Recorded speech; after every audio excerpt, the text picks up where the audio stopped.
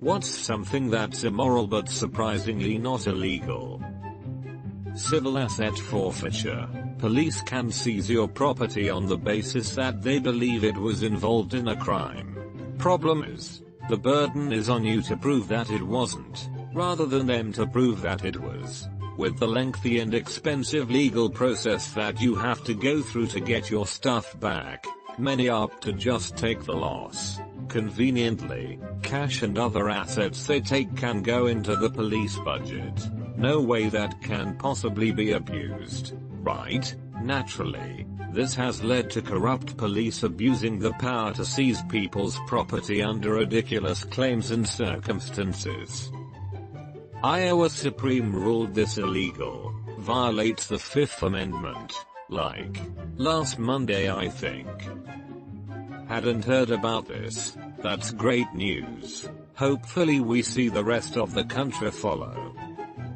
The previous Attorney General, Holder I believe, stopped the federal use of the practice. A while back Jeff Sessions reversed it and now they're free to continue it. At least the feds have to give you your day in court and any appeals you have before they can auction it. Most local police in fact do auction it before your court date ever arrives. How do they justify auctioning off evidence before taking it to court?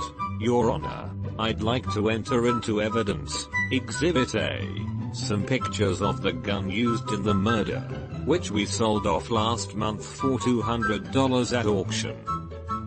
Wrong kind of evidence. It's more the we think you bought this car with drug money type of evidence. It isn't really evidence of anything and it hasn't done anything illegal. Being an inanimate object it can't. The entire logic behind civil ads forfeiture is fucking insane. At my last job, retail, we were able to just cash our checks at the register if we had enough money at the end of the night. One night I cashed $800 something out of the register and accidentally left my pay stub on the counter. Got pulled over on my way home. Cop says he smells weed. To be fair he does. But I don't have any in my car. He brings the dogs out. They're hit and he searches all my shit. Finds nothing but still takes all the money out of my wallet and basically tells me I can do this and that to get it back but it would take forever and cost me a bunch of money, since I didn't have my pay stub to prove where the money came from. The cops could apparently just rob me. Never been more furious in my life. It only added to the anger that he didn't actually say what I was being pulled over for. He got like halfway through the do you know why and then stops and tells me he smells weed. Didn't get a ticket or anything. Just got jacked and sent home. I assume he saw me leave my job at a head shop and figured it would be an easy drug bust or something. The real reason they don't want to legalize weed, they can't use this defense anymore. Cop, I smell weed. Skunky citizen. Yup, cop, smells like some good shit. Skunky citizen. Yup. The US civil asset forfeiture amount total exceeded the amount burgled in 2015. Source, Washington Post webpage. Largest gang in America steals more than all other gangs and non-gang affiliated criminals combined. Glad to see this comment here. People, if you are unfamiliar with the term civil asset forfeiture, you absolutely must spend 5-10 minutes reading about it. It will throw you for a fucking loop. Civil forfeiture in the United States. Wikipedia webpage. I worked in timeshare for a while. Completely not moral but using just the specifically right words to not be illegal. What's the deal with timeshares? Is it shitty because you spend money but only get to use it for a small amount of time? I guess I don't totally understand what they are and why people are so negative about them. My dad actually has a timeshare he bought from someone who sold theirs. The timeshare has ups and downs. The upsides are, you can resell it. Most let you trade dates and locations with other people.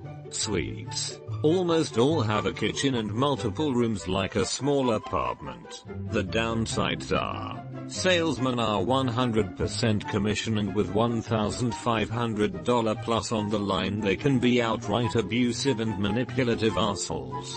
AVG salesman at our place made one sale every 5 days since 8 tours take 3+ hours. That means you have to make 1 in 8-10 sales or zero money that week. Maintenance fees, that can rise yearly. By the time you add up what you paid and the fees, it may be more than a good hotel. Upsell. Even once you've bought, they'll try to sell you more on your next visit with another tour. Trades aren't guaranteed. You may want Hawaii instead of Vegas, but no trades are open on the date you want with the points you have, so you have to get a hotel anyway. Low resale value. My dad got his timeshare at like 1 stroke for what the original person paid for it, because so many people that get them regret them but few want to buy. Hence pushy assholes. Edit. Fixed formatting. My husband and I have sat through a presentation because they were offering a ton of points to attend this thing. They made it sound so dreamy and awesome, like you get a free week of vacation every year. We were broke ass newlyweds at the time, so only sat through this 3-hour torture for bonus points. Pushy is an understatement. At the end they asked, "So how are you going to put in your deposit? You can call your bank right now to do the transfer." We said we don't have that kind of money right now. Guy says, "No problem. I can grab all the credit cards you own to put in the deposit to guarantee you a spot." They were simply not taking no for an answer, and when we finally got out of there, they left multiple voicemails, sent flyers at our room. It was crazy. Not even worth the stupid points. Holy hell. My ex-boyfriend and I attended one of these presentations because they offered a mostly free, had to pay the taxes, cruise. At the end, they sit you down with a salesperson who's supposed to try and talk you into it. Ours was a little old lady who must have been new. We told her straight up that we had too much debt and no credit cards, that we were strictly there for the cruise, and she went, "Oh, okay, I totally understand. You have to talk to my boss for just a second and then he'll hand over the cruise information." He came over and tried to sell us on a lower payment system. We declined. He handed us our shit and went on our way. It was a nice cruise. Always wondered if it was that easy. I'm a hard sell. I'm not intimidated by salespeople, and some of the Vegas timeshare offers are really nice. The free shit to sit through a few hours or less, bitch. Always tempted to do it, but usually say my time on vacation is way better than that. Might have to rethink it based on this. Sorry about that. I know it wasn't me that did that one to you, but I know I did that to someone, and I really need to say sorry. The problem with timeshares is how they're sold. On paper, they're perfectly fine. Here's the idea. You and a bunch of other people buy a holiday home somewhere nice, and you all agree when each of you get to use it. Because so many of you buy a share, it's relatively cheap and you get to spend a few weeks a year in a nice holiday home you could never afford on your own. Plus, it's property you own, so it's also an investment. You can sell your share if you need the cash. Sounds great, right? Except timeshares are known for high pressure, unethical sales techniques and downright fraud. Hey, if you sit through this presentation and you'll be entered to win this fabulous prize. Only we're not telling you yet that you actually have to buy a timeshare to qualify to win, and the prize is fictional. The presentation is 4 hours long. You'll be heavily pressured to put down a massive deposit the entire time, which won't be refundable, and we expect you to sign the paperwork immediately without actually reading it or having a lawyer check it. But don't worry, it's the deal of the century.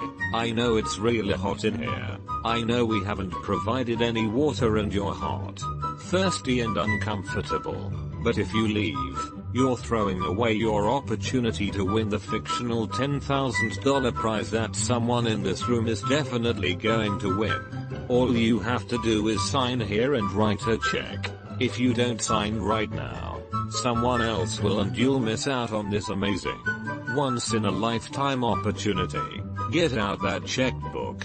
It's not just a fabulous holiday home. It's an investment. It will make you money, not cost you anything. Oh, and just look at the pictures of this fabulous Spanish villa we want to sell you a share in.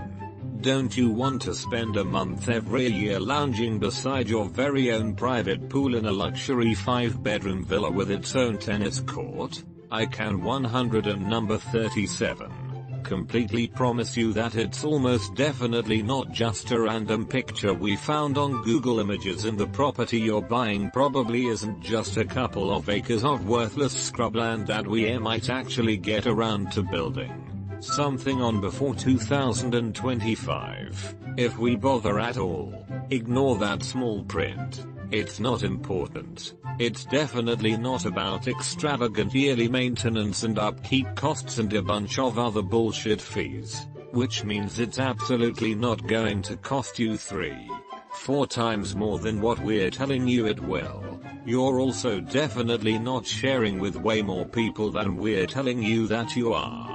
Which means you definitely won't only get to use the timeshare for a single week every 2 years during the rainy season. Oh, and your amazing Spanish villa? It's totally not in the middle of bumfuck nowhere.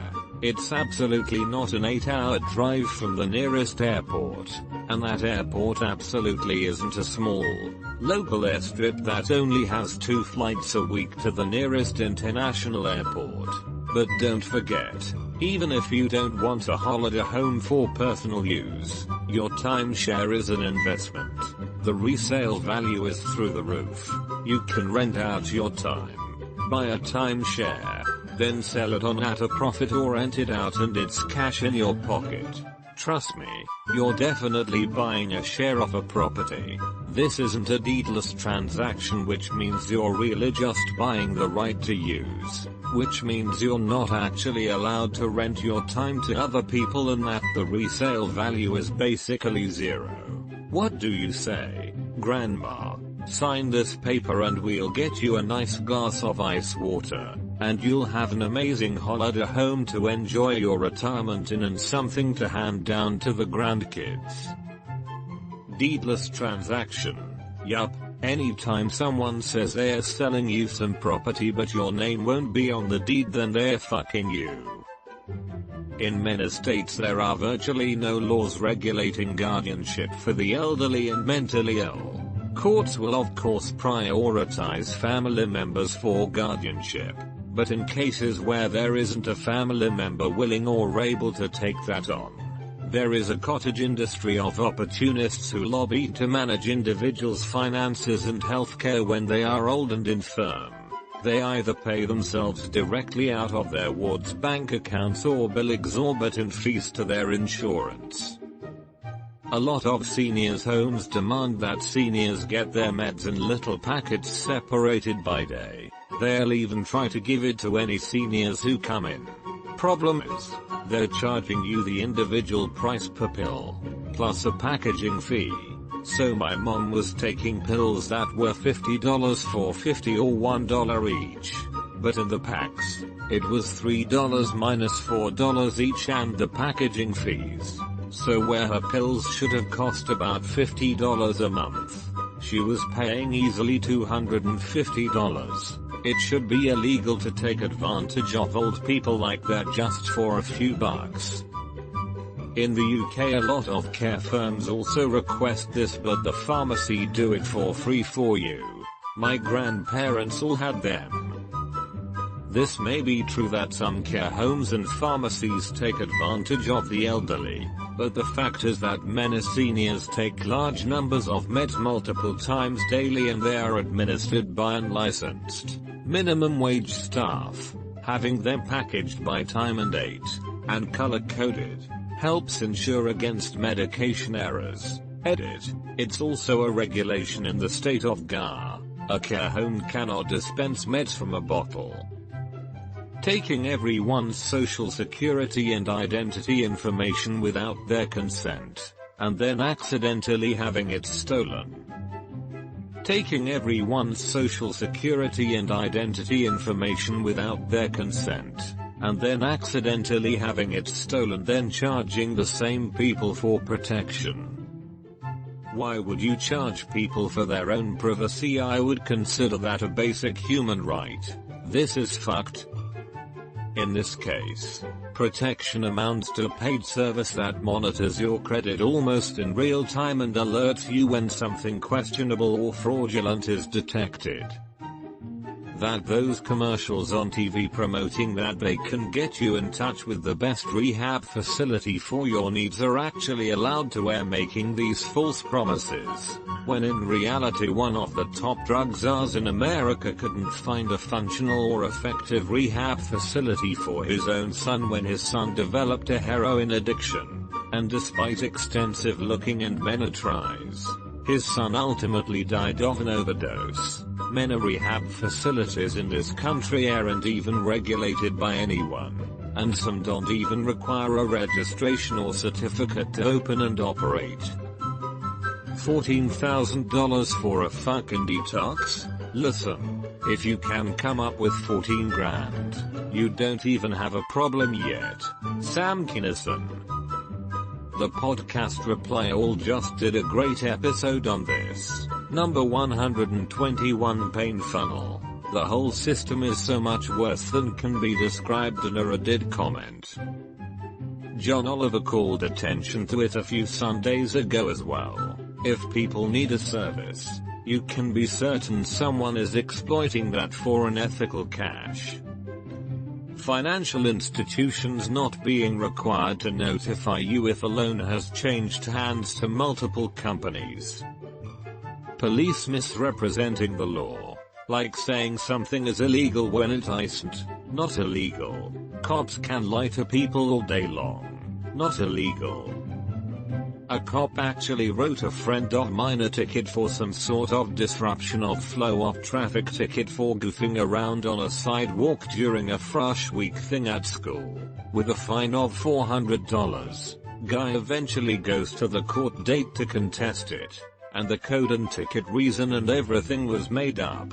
He just put in some pretend infraction code and made up the amount. Had my friend opted to just pay the ticket online, he'd have been paying a completely fictional fine. When it was suggested to the judge that the cop should get in trouble for literally making up laws and fining people, he just waved it off and said they're allowed to do that.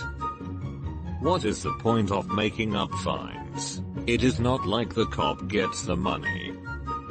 I assume to be punitive.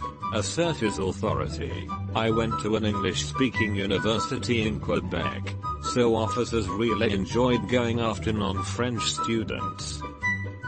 Half of the quality contributors over in our legal advice are cops, yet even they say don't take legal advice from cops.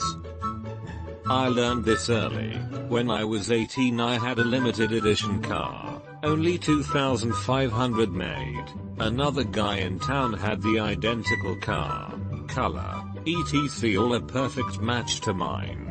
One day someone led the cops on a high-speed chase in a car identical to mine. The cops immediately sought me out. I was a kid with long hair in the 70s. It had to be me, right? And blocked my car in as I was leaving a restaurant. Cop tells me he knows it was me, then says, look, we got your license number while you were running. Innocent me. My eyes got wide and I blurted out, you just lied to me.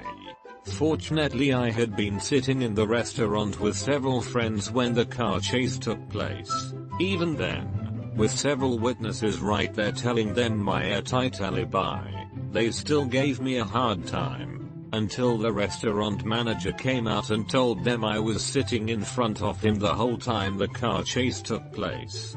Fuck letting cops lie. In New York State it's not illegal for a police officer to have sex with a suspect after they have been put in custody. This seems like one of those laws when brought to attention would make sensible lawmakers go, you know, we have been naive because we didn't even think about this being an issue. There was a shitbag who ran a prison and siphoned $750K away from food to feed inmates. Apparently he can't be charged because what he did wasn't illegal, just immoral as fuck.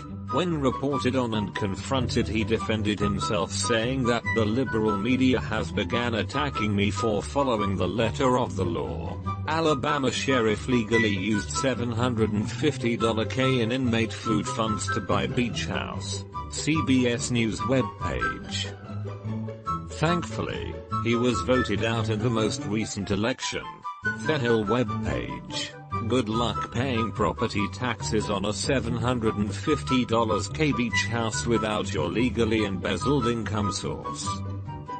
Haha, jokes on him. With a paid off house he can sell to still have a shit ton of liquid money eventually.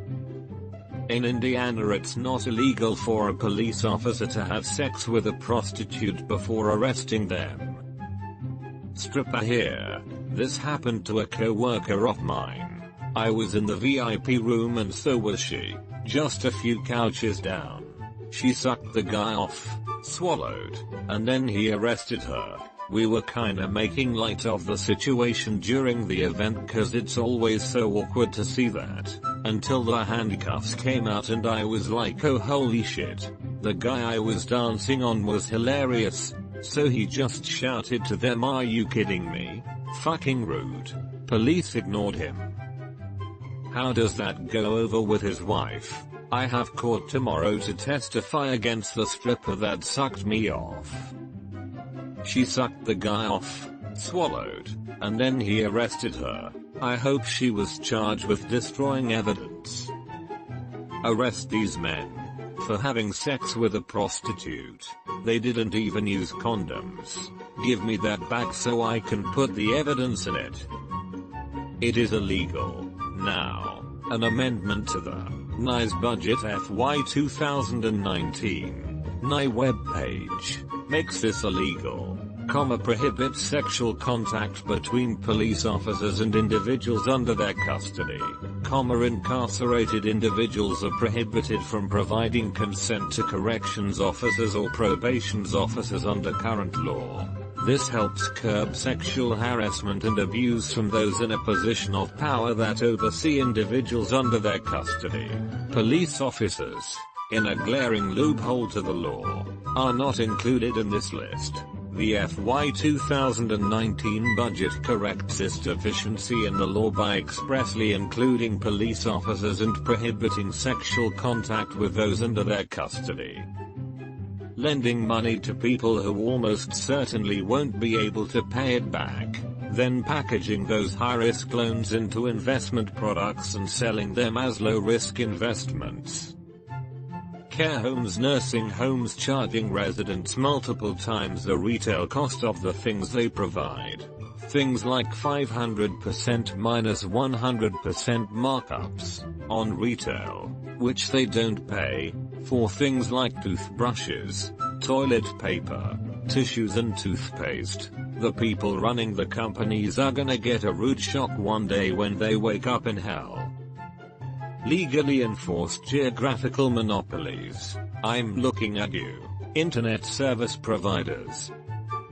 That happens a lot with alcohol sales too.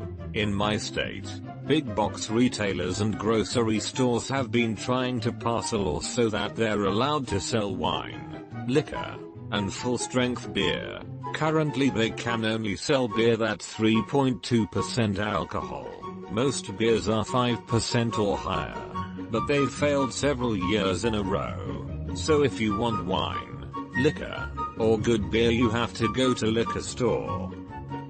That's how it is here. There's always a liquor store in the same parking lot as grocery stores. We have a liquor store attached to most of our big name grocery stores, so it's not really an issue here.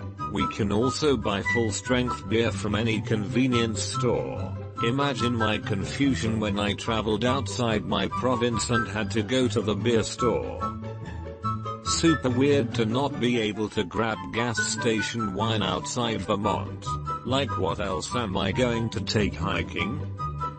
Other random Kansas liquor law stupidity for anyone that happens to be cruising this thread.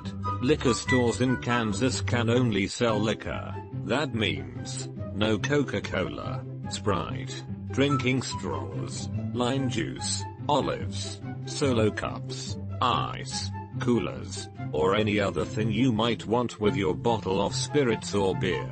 Retailers skirt that law by cordoning off a small portion of their business, with doors, hard walls, and everything as a separate business called a party shop that can sell all of those things. Another workaround is selling bottles of sweet and sour or drink mixes with 0.1 and number 37 ABV, so they are effectively liquor even though they have almost zero in them. Of course, if you want to see some really weird liquor laws, look no further than the state of Pennsylvania. Utah, Massachusetts has also had a bunch of dumb laws where they only give out a few licenses to grocery stores to carry alcohol, and otherwise, you have to go to wine stores or liquor stores. They give out something like 5 licenses for the entire state. Hospital networks are part of this, too. An acquaintance of mine works for a non-profit that advocates for independent healthcare providers. They said one of the bigger drivers of high-cost healthcare in the US is that a lot of hospital chains have regional monopolies. Grooming your parents late in life in order to become the executor of their estate. Looking at you, sis. Where were you the past 30 years? Nowhere until the promise of money arose. Tell your sis that the extra cut of the estate isn't worth dealing with the family after your parents die. Believe me, I'm never talking to my siblings again after that shit. Fuck all of those greedy cunts. Sounds like when my grandmother died, everyone started fighting because 2 of the kids had the will changed before she died, making it not equal at all. At least with my parents, I'm the executor and both of my older brothers are totally fine with it. They know I'll be fair. To be fair, it helps that my parents don't really have much. They pretty much have their house, their cars, and whatever is in them. There's no big savings or grand schemes or anything. They're simple people, so when they pass, it'll pretty much be sell the house and cars and split the money. Yeah, that's how it was when my mom died. All she really had was her clothes, her van, and her immense collection of books. I'm donating the clothes. One of my brothers took her van, and now I'm handling the slow donation selling of her books. Flip through those books. I've read several stories of folks finding money hidden by their elderly parents. Might be a little to help offset the costs, ya know? Also, sometimes people are sitting on super valuable books and don't know it. Seems to happen more frequently with the elderly. You can't inherit debt, though they have to be paid before anyone inherits anything. Just read up on it and it seems more likely that the bank would seize all of his assets to cover the remainder of the loan payoff. Edit. Apparently it wasn't clear. I was further confirming what you said as I was reading about it as I got your response.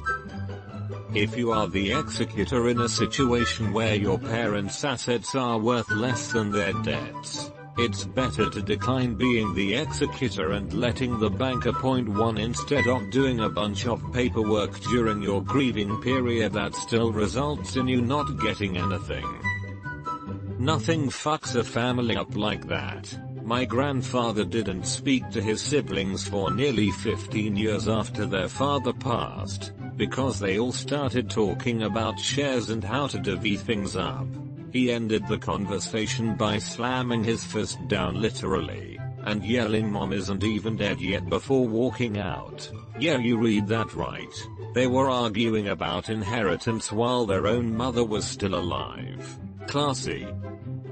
One of my sisters made sure to take stuff she wanted out of my mom's house at the end of every holiday meal for several years leading up to mom's death. As she was moving out an antique sewing machine, someone asked her what she was doing and she straight up told us she was taking it so my oldest sister couldn't have it after mom died. Mom was sitting less than 2 feet away when she said it. Welcome to the classy relatives club. This conversation should take place before your parents die though, ideally as a family with the parents included in on it. It's the cycle of life and it's better to have talked about what their wishes are for how their estate is to be handled when they are still around to have the discussion than it is right after they die in the middle of grief and a lot of emotions. My mom told me last year that she made me the executor of her will, and my heart sank into my stomach. 1. Because I don't really want to think about her dying, and 2. Because I'm really afraid of having to deal with that. I anticipate some problems with my sister. There's the upside of my parents having nothing to leave behind when they die. Everyone has a family member like that. One of mine was never around until after their significant other passed away, and then they were only there to argue with people and be a pain in the ass. Then when someone was dying, suddenly they were there all the time and they were being super helpful and all of this crap. I was amused but not surprised when that didn't work out for them.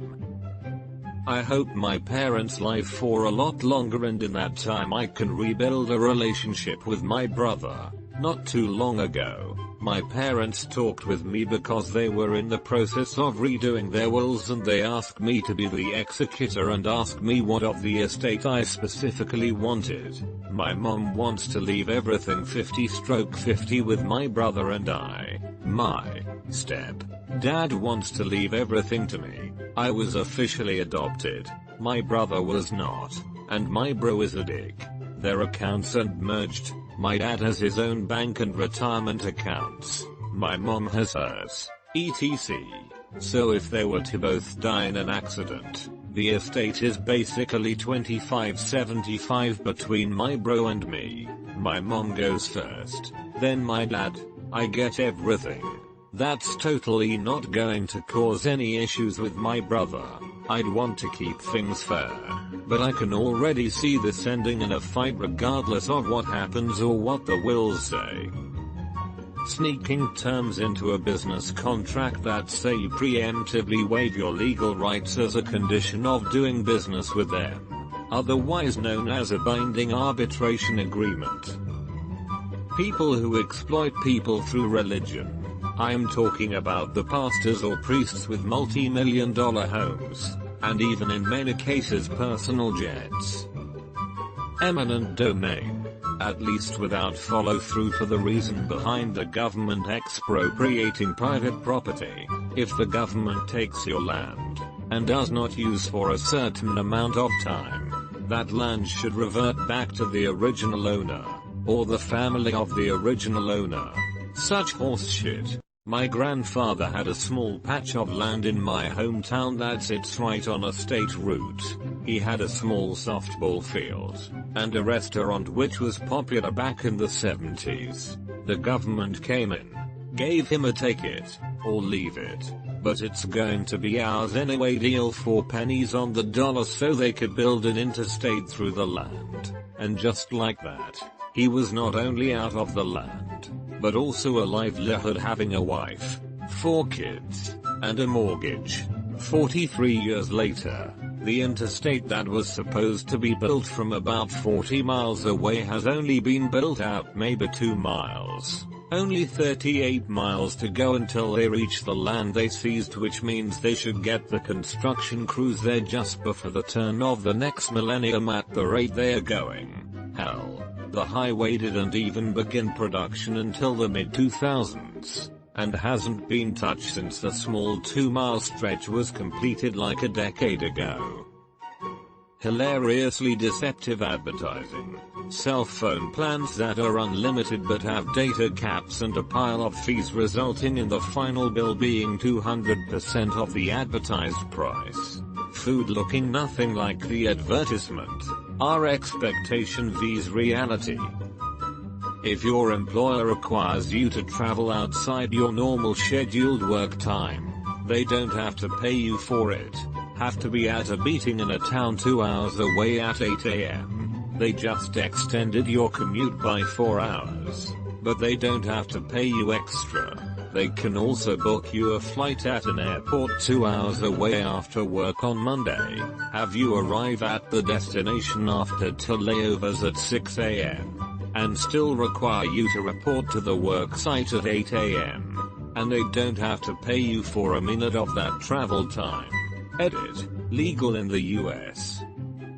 I am glad my job has this in their policy. If they require you to extend normal travel, you are compensated for such. So if you fly for business, and your plane gets delayed, you not only get paid for the flight, but also the time you spend at the airport waiting for it and such. But it's not required. When a parent gambles away the weekly paycheck at the casino even as the family bills go unpaid at home. Is there any industry misrepresented by its ad campaigns more than casinos? If you went by the commercials or how they are portrayed in movies, you'd think inside everyone is a bunch of lively, happy people partying and winning big, going crazy. You go inside anyone and it's mostly elderly people smoking cigarettes in a very noisy building and wasting every dime they have on slot machines. It's really fascinating. If you watch people play table games, about 20% are happy and socializing with each other. The majority appear unhappy. Slot machine players appear miserable. Even when they win, they seldom smile. They just keep pulling the lever like sad robots. It's because those 20% are probably huge spenders in the casino that have their needs catered to, while the miserable ones are basically there to throw their dollars into the pile and leave. Also, if you're playing slots, the odds of you being a big enough spender to have a casino treat you like royalty are about the same odds as you actually winning money from the casino. In the casino that have their needs catered to, while the miserable ones are basically there to throw their dollars into the pile and leave. Not really.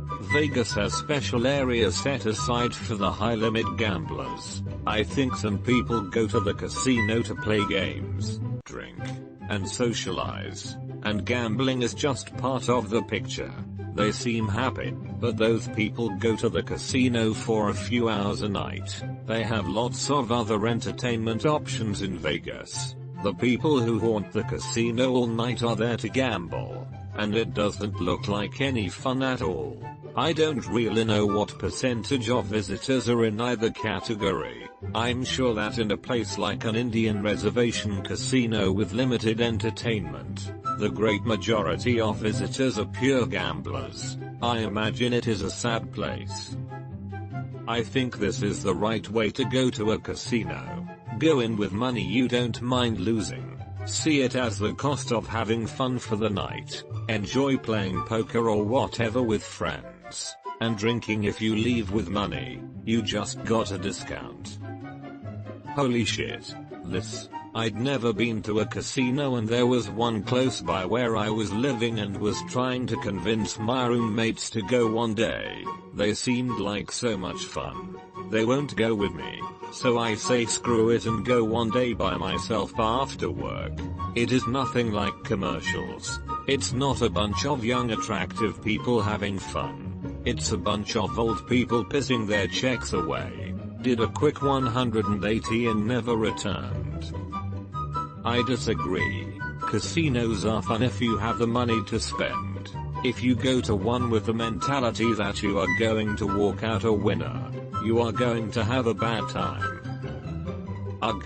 Went to Vegas once and hated walking through the actual casinos. You can smell the broken dreams. Lies. They have amazing air filtering to specifically prevent you from smelling broken dreams. At least Vegas is busy and most people are there on some sort of vacation. It's not the happiest place on earth, but it's definitely a place where a lot of people are going because they want to. I used to work by a casino in the Midwest which had a decent food court, and I would swing in for lunch a few times a month. You wanna smell broken dreams? Hit up an Indian casino in the middle of nowhere, Oklahoma on a Tuesday at 11 a.m. In America, adults marrying children. In some states what is clearly statutory rape is absolutely legal if you impregnate the girl and marry her, with no parental or judicial controls. Shout out to Delaware for being the first state to outright ban child marriage, in 2018. United States elections held on work days and some people can't afford to take time off. In America, a rapist can pursue their underage rape victim for child support for a child conceived from the rape that they didn't know they had. This has happened more than once. Got to think. What the fuck, judge? Some girl has raped a child and forced him to get her pregnant. Best make him pay child support. Don't you have to go through a lot of things to become a judge? So it's not like any Tom, Dick and Harry can be one. But for sure good ones outweigh bad ones. Civil forfeiture in the US. It's essentially police stealing your money and then giving it back when you can prove you got it legally. It's like the exact opposite of due process and involuntary search and seizures protected by the Fourth Amendment. Note, they don't always give it back anyways. Not calling 911 when someone near you is in danger or dying. There were a group of teenage boys who watched a man drown near where I live. They laughed at him as he was pleading for help. No charges were brought against them because technically they didn't commit a crime. In Germany it is illegal not to help. You have to at least call the emergency service. Forcing customers or employees to use binding arbitration instead of having the right to sue. My wife's former employer tried this on her. Problem was, they violated the law. Misdemeanors and felonies do not get settled in arbitration. Of course they tried, but a sternly worded letter did the trick, along with the full text of the statute. Close the letter with, govern yourself accordingly. Yeah, fuck them. She got paid. Bringing your Beats dildo-shaped stereo on the bus and blasting mumble rap. Fucking cunts. Edit. Seeing a lot of people saying fight fire with fire or it's okay as long as it's music I like. Number. You're wrong and you're part of the problem. I don't get how these people function. I don't even like sitting at a stoplight with my music turned up because I don't want people to assume I am some tool trying to share his tunes with the world. Some of the music I enjoy is just embarrassing though, so privacy is a must-have. Rape by deception. Wikipedia webpage. In several states. Just, wow. This guy. On the 30th of March, 1984. Daniel Catenborough called a Holiday Inn in South San Francisco. Mariana DeBella was a hotel clerk who answered the phone that morning. Borrow told DeBella that he was Dr. Stevens and that he worked at Peninsula Hospital. Borrow, pretending to be Dr. Stevens, said that he had the results of her blood test and that she had contracted a dangerous, extremely infectious and possibly deadly disease from using public toilets.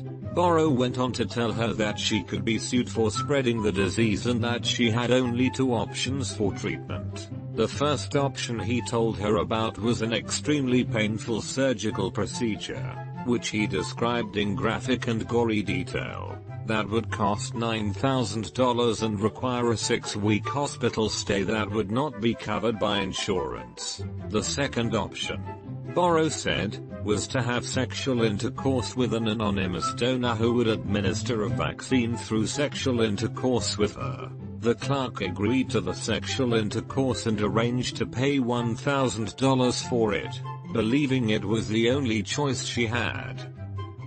The second option, Borrow said, was to have sexual intercourse with an anonymous donor who would administer a vaccine through sexual intercourse with her. What? How does one even think that's supposed to work? Same way some people believe that having sex with virgins cures your AIDS? To which, again, I say, what? This seems like a logical solution because ? Who boy?